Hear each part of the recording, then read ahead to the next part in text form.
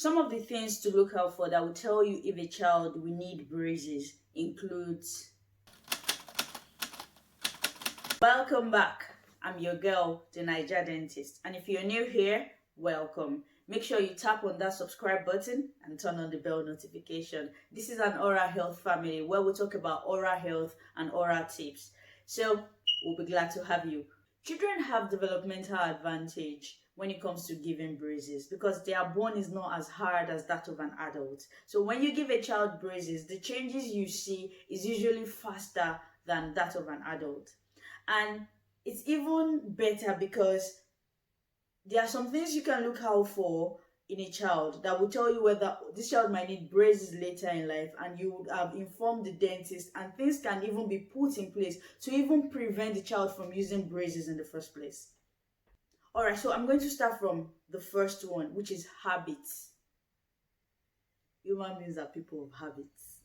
But there are certain habits in children that can lead to them having bad or crooked teeth that would eventually lead them to using braces.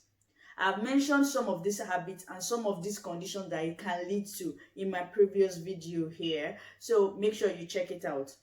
So some of these habits include thumb sucking, mouth breathing, lip sucking, tongue thrusting, and dummy sucking. What all this does is sometimes it might lead to what I refer to as anterior open bite. I have explained this in my previous video, so make sure to check it out. It might lead to what we call anterior open bite, which is an occlusal malformation where the frontal teeth are not coming together, preventing the child from saying certain words. So this habit might be the reason why these things are in place, and it might even cause the teeth to be proclined. So a lot of things that it can cause. Each of these habits can cause different form of malocclusion. So if your child has this habit, the best thing to do is to inform the dentist, who will then issue or give the child an habit breaker. What this habit breaker does is to stop the child from further indulging in that habit. And once the habit can be broken, like I said, children are developing, so the teeth can still end up growing the way it's supposed to, and the child might end up not even needing braces in the first place. So I'd like to ask you, have you ever heard of an habit breaker, or have you ever seen anyone who's used to one? Make sure you leave a comment in the comment section. Make sure you answer that question in the comment section and I will reply to you there. The second thing to look out for will be skeletal structure or hereditary factor, kind of. And what do I mean by this? Sometimes having a small jaw or having a large jaw can be hereditary. It might be because your father or your mother has it. That's why you also have it. And if a child has a small jaw and large teeth, of course the child would have crowding. So when you note these things early, there are interventions that the dentist can put in place that would help the child to grow without having crowded teeth.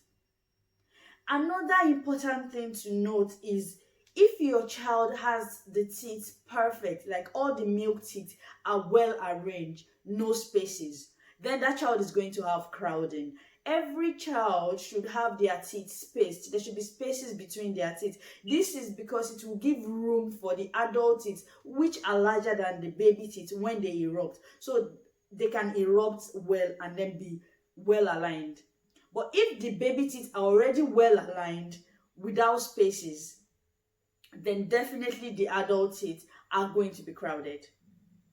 So if you let the dentist know this early, or if you take your child to the dentist regularly, which is what you should do from age 1, if you take your child to the dentist and the dentist picks up on this, there is something we call an arch expander, which is an appliance that can actually be given to the child to actually expand the jaw a bit. It won't be noticeable physically like, oh, the jaw is bigger. No, that would be used to expand the jaw and give room for those teeth to actually erupt. It will give them spaces to erupt. Is that not cool? So instead of like the child having to wear braces for years because of crowding, they actually wear the appliance for a brief period of time, and then they have enough space for the teeth to erupt and everything is fine.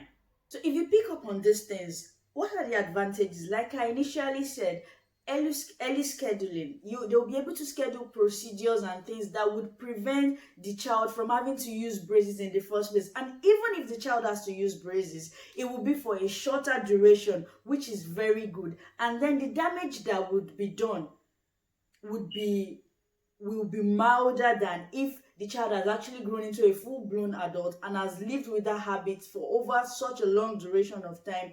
A lot of changes might have occurred in the face. You'll be surprised what malocclusion can do to the teeth and to even the facial structure.